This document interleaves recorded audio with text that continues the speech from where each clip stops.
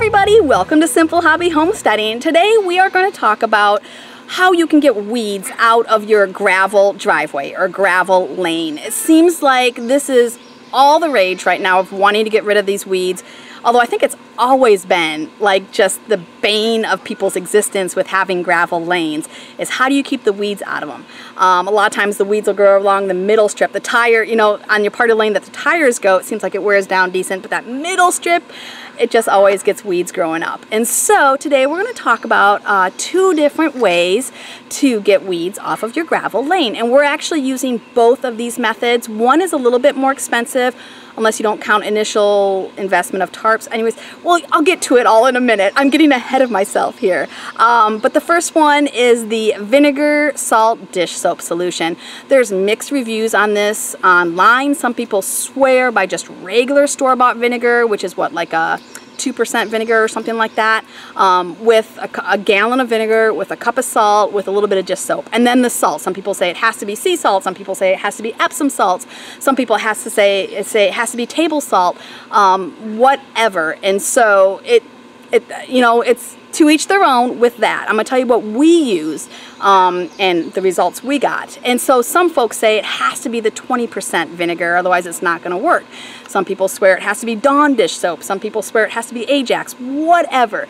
I'm going to tell you what we did, whether or not it worked, and then you can do your own experiments and do your own thing and do whatever works for your budget. So for us, for the vinegar solution that we used, we did get a 45% vinegar solution, a gallon of it. I got it from Walmart.com. And we also got a gallon of it from, I think, Amazon. Kevin ordered a gallon because we did a couple different areas, so we needed a couple gallons. But we got the 45% because it was cheaper than getting the 20%. And we figured we'll get the 45%, we'll mix it with a gallon of water to dilute it, and then we'll just use 2 cups of salt because you're going to have 2 gallons of the solution, 2 cups of salt, and 2 dashes of dish soap. And so that's what we ended up doing. We got the 45% vinegar. Once again, the first bottle we got, a gallon of it, was from Walmart.com for $39. And we used 2 cups, and then we mixed it with 1 gallon of warm water because we dissolved 2 cups of regular iodized table salt into the 1 gallon of warm water, and then we added that to the 45% vinegar, and that made 2 gallons of about 20% strength vinegar. And actually it would be like, what, 22%? And so we did that, and then we did 2 dashes of Blue Dawn dish soap. That's what we chose to use. Alrighty, and what we use to spray is something that I absolutely love. It's the Scott's Professional Sprayer, but it is absolutely automatic. It's a pump zero, and you charge it. You can see it's got a little port there to charge it, and you just charge it in a regular outlet. And then you use it, and it brings it up to pressure and gives, here's the on-off switch right here, gives continuous spray, which I once again absolutely love. It's got the fan, you can see the fan spray, or it's got the stream, and we use the fan, and it gives just the most perfect spray, continuous, until it's all the way empty. And as it needs more pressure, it just automatically kicks on and provides more pressure. When you're done, you just lift this little valve here and release all the pressure. If you need to refill it, you just unscrew the top and refill it. But we have used this so far on the first charge. It's only been charged once, and we haven't had to charge it again yet. And so it has run, I would say, about 5 or 6 hours so far on the first charge, which I absolutely love about this sprayer. And I also use this sprayer, I put water and some essential oils, the lemon eucalyptus essential oils, to spray some parts on the driveway that I don't want the cats pooping on. They've been pooping on our driveway and it's driving me nuts in the gravel. And so I spray lemon eucalyptus essential oil with this sprayer, and I also spray on the edge of our doors to keep the mosquitoes from wanting to come in. Also on the edges of our windows to make sure that the mosquitoes don't really want to come in to any of those areas.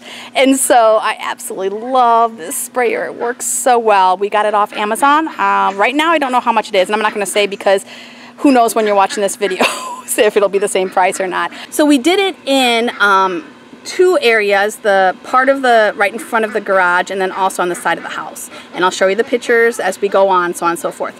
Now, I also did a test strip on the lane of just regular store-bought 2% vinegar, whatever you buy in the store, the regular vinegar, with 1 cup salt, with a dab of Dawn dish soap, and it did nothing. It did something. After about 4 or 5 days, it wilted a couple plants, killed a few little weeds and plants on the lane, and then they all just came right back within a couple days after that. So some people swear the regular vinegar works. More power to you. That's wonderful. I used just straight vinegar, a gallon of it, with a cup of salt and some dish soap, and it didn't do hardly anything, and the weeds grew back super quickly. So we won't be wasting our money with that unless we do something first, which I'll explain with the tarps. So the tarps, once again, there's initial investment of buying the tarps, but then after that you don't need the vinegar unless you choose to kind of do subsequent vinegar treatment after. We'll explain all that in a bit. But yeah, so it's just the tarps, and then I do add salt to the area after it kills it off. So we'll explain all that. Let's dive right in. Here we go. All right, and you can see now, sorry, the noise of the air conditioning units. You can see now how much of the plants have really grown back. And this is a good 5-6 weeks. I'll have to check exactly, but 5 or 6 weeks after we did the 20% vinegar solution, 20% vinegar, a cup of salt, and a little bit of dish soap. So it killed everything within hours, literally. But as you can see, it grew back, and it actually grew back within probably about 3 or 4 weeks. This was all growing back pretty crazy like. So now here's a picture of what everything looked like before we sprayed. And once again, this is the spray that we're using, a 45% vinegar, and we're just diluting it with 1 gallon of water because we want about a 20% vinegar solution. So we're diluting it with 1 gallon of water, which brings us up to 2 gallons of liquid. And so by that ratio, we actually needed to put 2 cups of salt in, and we dissolved that salt in a gallon of warm water and then added it to the solution, that 45% vinegar. And so 2 cups salt, 1 gallon of 45% vinegar to kind of reduce that down to about 20%. And then also a couple dashes of dish soap. I use Dawn dish soap, and that's just to kind of make everything more fluid and stick to the plant leaves, and wonderful. And once again, the vinegar is what kills the plants, and then the salt is what makes the ground inhospitable for future growth, is the concept. And so things died very quickly. Everything was absolutely dead within 24 hours. Brown, dead, not living. And so it was wonderful, but unfortunately within about 2 weeks, everything started growing back. So we're wondering if just after dosing and dosing and dosing, enough salt will build up that makes the ground more inhospitable for future growth. We're not sure. So we're going to keep using this area as our test area of the 20% vinegar with salt and dish soap. But we also have another test area that we're trying some things on, and it's using tarps and salt, just tarps and salt, which is much less expensive. That 45%, the gallon of 45% vinegar is about $40, ordered online. And I did find out, though, that you can order 30% vinegar from Lowe's. You can have them actually ship it into the store and purchase it for about a gallon for about 20 bucks. So the tarp method, though, and this is the method that I'm absolutely loving. Let me show you. So first of all, we have these tarps. I put the first tarp in this area. You can see exactly the square where I put this first tarp. And that was, I would say, probably 8 weeks ago, maybe 6 to 8 weeks ago. And then I moved, hi Fuzzy Bear, and then I moved the tarp. You can see kind of the new line right here. I moved the tarp down after I had moved. I didn't do anything with that part of the driveway after I moved it. I just left it, and it was completely dead when I left it. Within about 4 weeks, things started growing back. So when I moved it to this area, I just shifted it down slightly. Actually, a whole tarp's length, I shifted it down. It killed everything. Once again, I left it for about 3 weeks on the lane. There's Nala. Hi, Nala. I left it for about 3 weeks and it killed absolutely everything. Everything is brown and dead. And then I put salt on this area. So I did treat this area with salt after I moved to the tarp, shifted the tarp down to the next space. I used about 2 cups of salt on this patch here that is still very brown, and that was 3 weeks ago.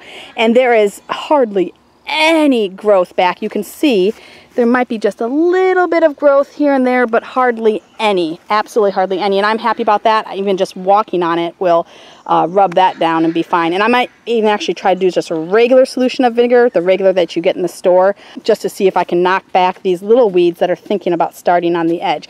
But I love the clean lines that the tarp gives. And we've had several really torrential downpours, and you can see the grass on the side is absolutely luscious. Grass, clover, weeds, whatever on the side is absolutely luscious.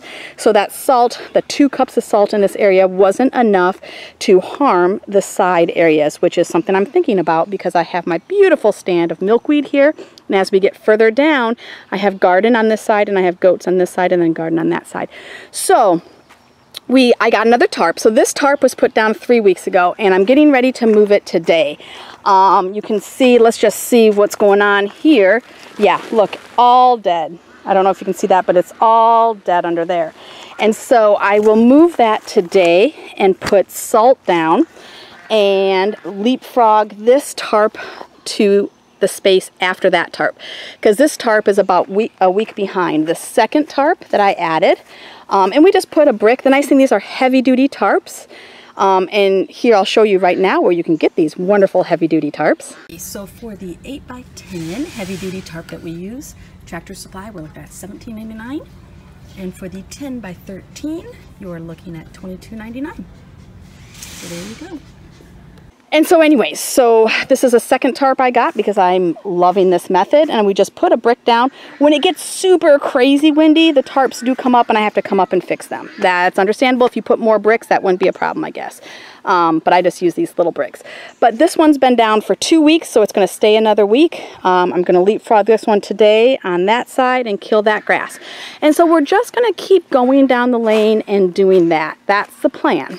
And now, of course, if we got more tarps, we could speed everything along, and that would be wonderful. And we might end up doing that. I might get some more tarps, and we might end up speeding things along, which would be good. And so we're going to keep doing both methods, but we're going to do the test method with the 20% vinegar solution and salt and dish soap on a smaller space because it is more expensive. The tarp method, the initial investment of the tarps is a little bit spendy, but we can use those tarps for anything. And I think this is going to be an always continuous just battle with weeds, where when we get the whole lane done, then we'll start back over at the beginning. Unless that salt really absolutely does the job and we never have to do it. And then we can find something else to use those tarps for on the farm, of course. Tarps are like duct tape and baling twine on the farm. You will always find a use for tarps on the farm. But we have a big stretch of lane that goes up that way, and then we have about a 1/4 mile of lane that goes that way. So there is always tons. And these tarps will probably wear out after time because we drive over them. We keep them down all the time, and so we do drive over them. And so it will, and it's on gravel, so it will wear down. And we found getting the lighter material tarps, those blue kind of lightweight tarps, they don't work as well because it seems like they let some light through and it takes a lot longer to kill off the grass. It does kill off the grass eventually, but it seems like it takes a lot longer. And it seems any little wind will make them fly up. And so I've tried using those lighter weight tarps and I'm just not as happy with them. And they get holey from driving over them really easily and really quickly. And if you have a hole, then that allows sunlight and moisture and everything to get in there, and it allows the plant to grow, the weed to grow in the driveway. And so that is that. Okay, remember everybody, do what you can with what you have wherever you are. Homesteading is a mindset. It's not necessarily going to look the same for everybody, and it's not going to be the same for everybody, and that's beautiful, that's wonderful, that's the way we want it. We want it to be unique. So you guys have a great day, and we'll see you later. Bye-bye.